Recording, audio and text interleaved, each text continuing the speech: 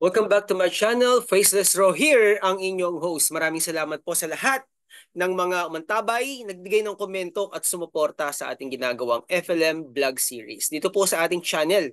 Kaya ang episode po natin po mapapakinggan ngayon ay halos bago lang actually no sa pandinig ko dahil hindi ko naman talaga kilala si Bernard Chong no. Ang kilala ko ay si Sir Glenn Chong. Kaya pakinggan po natin si Doc Francis dito sa kanya pong pahayag na ito, no? At grabe pala, no? Biro mo, pinakain mo na, tinulungan mo, halos ang trato nyo ay magkapatid, pero bakit kaya nagawa pa rin ito sa kanya ni Bernard Chong? Nakakaano talaga, no? Habag yung ganitong tao na pinagkatiwalaan mo tapos i-betray ka. Kaya alam po natin yung pinanggagalingan kung saan hinuhugot no ni Doc Francis yung kanyang saloobin pagdating po dito. Imagine mo nasa loob ka ng piitan, pinagkatiwalaan mo ang isang tao, halos kapatid mo na no, mas matindi pa nga sa kapatid mo ang turing mo sa kanya, pero bakit ganun? Ikaw ay na-betray. So, kung siya po ay nakakapagsalita, dahil ko pong sabihin sa inyo na meron po siyang matibay na evidence or pinanggagalingan, okay? At imagine, no, halos ilan ba yun? Daang milyon, no? Yung kanyang nagastos sa Legrand, tas ganito yung nangyari, no? Iniwan siya ng kanyang kaibigan na si Bernard Chong. Okay, si Bren Chong. Okay, pakinggan na po natin ito. Hindi na pa natin patatagalin. Okay. Siyempre, ibibigay ko po sa inyo ang ating pandemic hero. Walang iba kundi si Doc Francis Leo Marcos. Okay, check lang natin mga kaibigan. Siyempre, alam natin na ano po ito, very um, masalimuot actually, no? Dahil nung nagsasalita si Doc Francis, actually, ano eh, ramdam mo sa kanya yung, ano eh, yung sincerity, nasaktan talaga siya. Okay, dito ba tayo magsisimula? Ano yung blue check? Teka. Ayan. Hindi ho, yung mga halimbawa sa comment section, PM me po, scammer ho yun. Huwag kayo magpapaniwala ron, ha? Scammer yan. Mag-ingat tayo dyan. Actually, patuloy Ah, tayong pinag-iingat ng ating pandemic hero sa mga opportunista, no? Oportunista na mga scammer na nambibiktima ng mga kababayan natin ginagamit ang account ni Doc FLM, re-upload, manghihingi, wag niyo pong gagawin yan dahil pag nangyari yan, wala pong pananagutan si Doc Francis kasi lagi po tayo nagbababala dito na huwag tayong magiging biktima at huwag tayong maniwala sa mga scammer na yan. Okay, ilan lang naman yan na mga scammer na yan. Okay, pakinggan na po natin si Doc Francis. Eh no, sarap na sarap yung pagkain ni Doc. Oh. scammer ho yun. Kaya ingit na ingit yung mga bashers at scammer eh. Imagine mo halos dyan na siya talaga tumira. Shout out kay Brenchong. O, yan na. Brenchong, pare. O, pare, ito Baka na. namang gusto mo akong bayaran, pare. Pare, Ako nakalaya na, ikaw makukulong pa lang, pare. ito guys, ngayon ko lang actually narinig to, kaya pakinggan natin. Sa mga hindi pa po nakakarinig, ito pala si Bernard Chong o Bren Chong. Okay. Baka namang gusto mo akong bayaran. Grabe, no? Ang laki ng utang. Ang Ano lumalabas, ba pare, yan? ano Naalala ko utang sa amin. parang ako pa may utang sa'yo, ah. Gusto ko ito. This is a Kaya simple mahirap announcement. Gusto ko lang humalaman ng magwala. public at ng kung sino man, pati na nung mga nakadikit kay Brenchong na wanted dahil may kaso, Wanted pala. ay marami kong utang sa akin yan. Aho. Grabe, no? Pare, alam mo yan.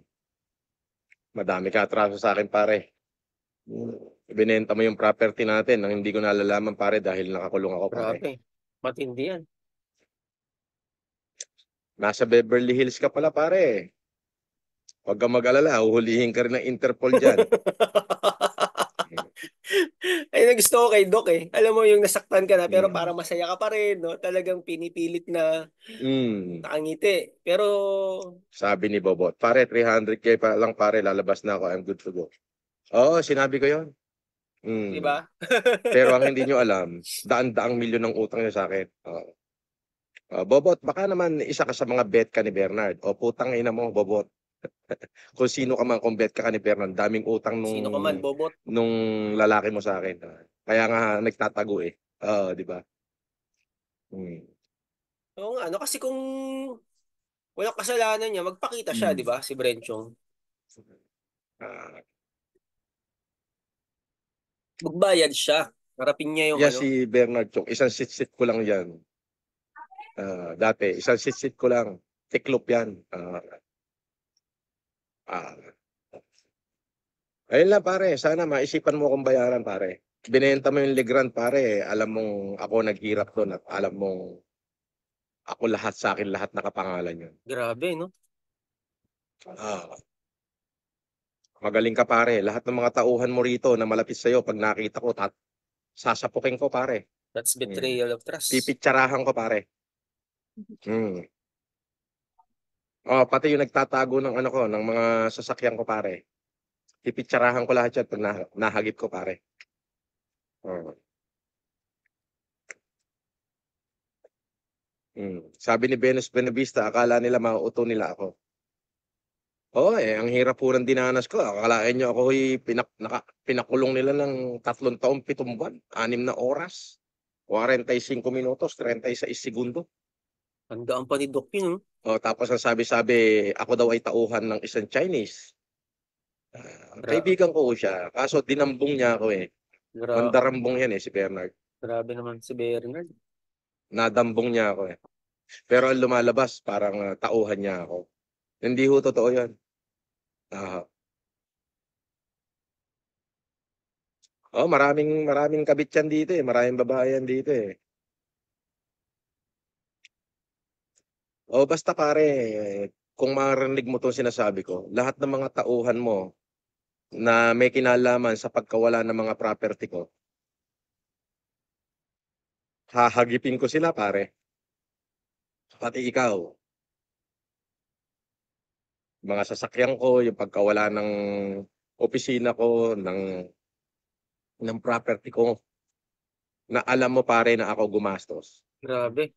Lahat ng may kinalaman do'n pare, hahagipin ko 'yun pare. Ganun pala nangyari, no? Tandaan mo 'yan. Kung may bayag ka, umuwi ka rito, harapin mo yung kaso mo. 'Di ba? Wala kang bayag eh, 'di ba?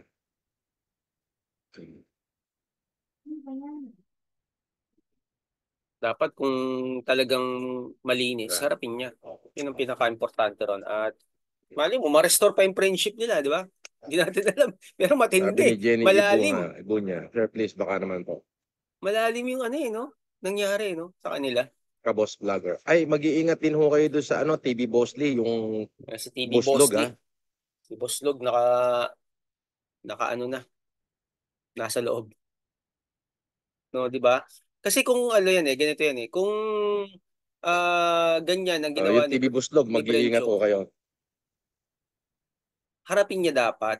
Sabi ni Eva Regla, tauhan daw ako ni Bernard Chong. Kung pala, Takot ho sa akin yun. kung pala yung Isang sit-sit ko lang ho doon. malabas.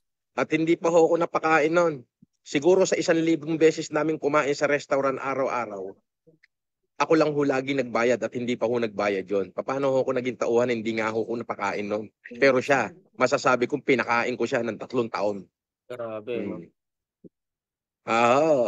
Basta pare, alam ko, maririnig mo to Bernard. Andiyan ka sa Beverly Hills, di ba?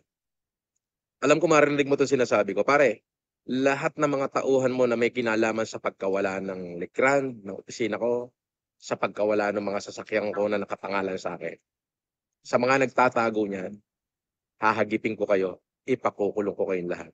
Oo. Grabe, milyon yan. Papasok ko kayo sa Hoyo at 'pag nandun na kayo sa Hoyo, ipatutubig ko kayo sa Sputnik, sa mga kakosa ko. Hmm. Walang hiya kayo pare, winalangya niyo ako pare, napakabuti kong tao sa inyo. Dun sa mga kamag-anak ni Bernard Chong, kontrahin niyo 'tong sinasabi ko, mga buwakan ng ina niyo. Hmm. Pasalamat kayo, wala akong galit sa puso ko ng personal sa inyo. Ang sa'kin lang, Ano mo, Lahat ng may kinalaman sa mga property ko na nawala. ganyan pa rin si boss, di ba? Eh, Balik nyo. alam nyo na. Ah, di ba? Grabe, no? Kaya yung iba, isoli nyo na sa akin. Hanggat maaga pa. Kasi kapag ka nahagip ko kayo, alam nyo na. O ngayon, doon sa mga kamag-anak ni Berenchong, o doon sa mga kabit mo na marami, o na mga impacta, lalo na yung, ano ba yun? Tintin Bautista, o isang kupal yan. O ano ngayon? Nagyayabang ka, yung palang ang tatay ng anak mo, wanted, di ba? O ano, sino ang walang iya, sino ang kriminal ngayon? Di ba? Tangina mo. Parang Di bumalik. ba? Napaka, Walang iya ka. O kayo mga babae ni Bernard, asa na yung ano, AI Kawarazu? Asa na yung pinagmamalaki nyo? Ha? Ano yung sinasabi nyo, pinagkakalat nyo na ako may utang sa kanya? Baka gusto nyo lahat ng resibo na pinirmahan niya sa akin na may pagkakautang siya sa akin, ipakain ko sa inyong lahat. Di ba? Bastusan na to eh. Kasi nung nakakulong ako, binastos nyo ako. O, eto, live ako nagsasalita ngayon. Kontrahin nyo to kung totoo. Hmm. Alam mo, wala akong personal na galit sa inyo, pero uwi na lang iya ako eh.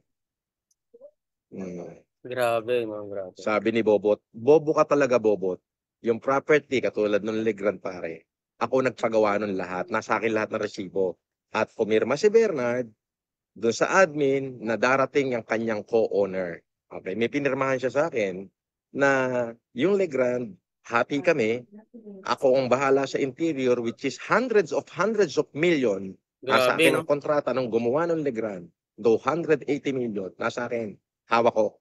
Pati resibo, nakapangalan lahat sa akin. Di ba? Ngayon, yung kasing Legrand, nakapangalan nyo sa kumpanya. Nung nakulong ako, pinalitan ako as part of the board. Gumawa sila ng sarili nilang board. Ibinenta ng kumpanya. Dahil instruction niya. Bobo ka talaga. Bobo ka, ukininam. Sabi ko sa'yo, mag-almusal ka muna. Oo, para pag nag-almusal ka, magkaroon ng oxygen yung utak mo, pati yung gagamunggo niyan, at least magkaroon ng laman, magkaroon ng substance, hindi maging malauhog. Di ba? Ala, Di ba? natawa ako. Ah, oh, Lance, bobo ka rin, okay ninam. Makikikain ka lang sa libreng pares, nagmamadali ka pa, tarantado. Hintayin nyo, darating yan. Manahimik ka dyan, putang ina mo ha. Guys, raw tayo guys ha, kaya hindi ako nag-i-edit, dire-diretso yan. Sarap, di ba? Mm. Okay guys, doon na lang, no? Hanggang doon na lang tayo. Maraming salamat, Doc Francis. Teka muna, meron pa ba? Okay, diretso pa natin. Another ilang minuto lang pala. Sabi ni Real Talk, lagi ang bukang bibig ng basher mo, boss si Bernard Chong, na amo mo daw.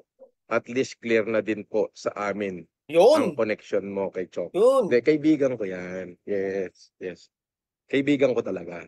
Yes. Kung makikita niyo yung lisensya ko, in case of emergency, ang hahanapin si Bernard Chong. Yung lisensya din niya, in case of emergency, ang hahanapin ako.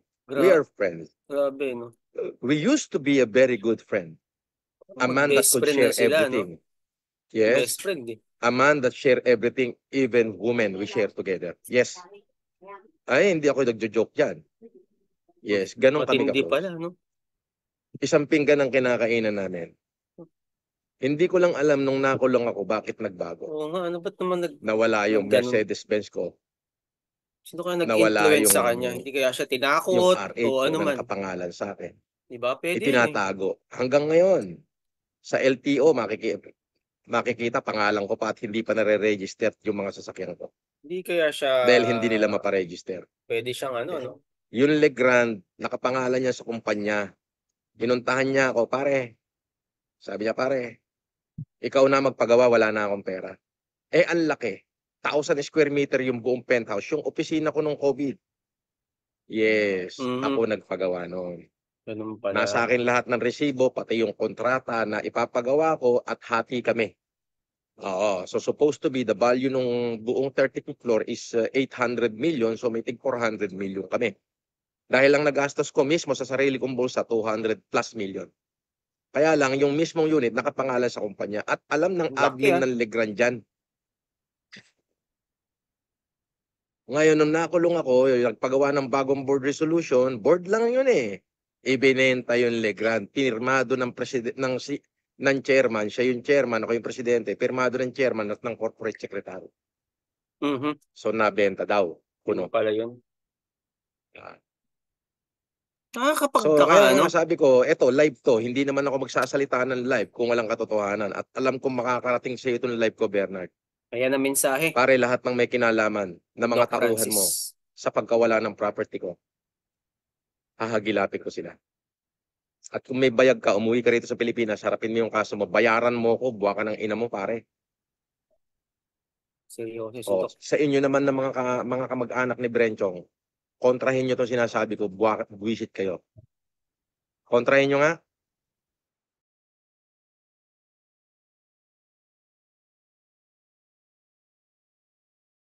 Ang hirap, no? But he is barricaded with hate. Bakit kaya, no? Diba? O, sige, kontrahin nyo. Hmm. Mhm. Certified Japan Auto Mechanic. Ko'y tarantado. Mighty Buraot, style mo bulok. Okay, doon na Oh, lang. To si Mighty manood ka Burao lang, wala talaga. kang Oh. karapatang mag-comment dito, putang ina mo. Tuloy, nawala Oh. ka. Yung ending natin naging ganun eh. Doc, maraming salamat po. Okay, maraming salamat. Okay, yan, naintindihan natin mga kaibigan, mga kababayan, mga kapatid, no? Yung pahayag ng ating pandemic here, walang iba kundi si Doc Francis De Marcos. Ganun pala yung nangyari sa kanya, no? Hindi ko kasi alam yun eh. Sa totoo lang, kilala ko si attorney, no? Si attorney Glenn. Pero si Bernard, hindi ko to kilala. Naririnig ko na siya dati, no? Hindi ko kasi masyado, nasundan eh. Nung nasundan, kung ano yung mga nangyari dyan. Though may mga napapanood ako about sa mga nasabi ni Doc Francis, pero hindi ganoon kalalim. Kaya ngayon, maliwanag po sa atin yung sinabi ni Doc Francis, no, na pare, uwi ka na ng Pilipinas, sabi ni Doc. Bayaran mo yung utang mo. Di ba? Yun lang naman. No, baka pag nagbago, no, di ba sabihin ni Doc, pansin niyo ba yun? Naging punong-puno ng ano, no, ng galit, inis. Di natin alam, no, bakit ano kaya nangyari? Hindi napapaisip ko, hindi kaya siya, hindi kaya siya, ito na naisip ko, no, hindi kaya siya na blackmail, no, nasiraan si Doc Francis, ganyan, ganyan, etc. O, di ba? Kasi pag mga ganyan, may nag-influence sa kanya. Kasi kung talagang ang turingan nila ay halos talagang matibay pa nga sa di ba? Sa totoong magkapatid, di ba? Na talaga yung turingan nila. Pero bakit nagawa ito ni Bernard Chong? Kaya mapapaisip ka talaga, no? Pero ang pinakamalinaw talaga, yung lahat ng mga detalye sinabi ni Doc Francis, no? Na siya talaga lahat, no? Pinakain niya, yung gumastos, 100 mil. Kung nagbigay man si Bernard Chong, naghati sila, 'di ba? Kanina narinig natin tag 400, etc. Pero at the bottom of all this, si Doc Francis talaga ang namuhunan diyan sa opisina niya na Legrand. Yun ang pagkakaintindi ko. At itong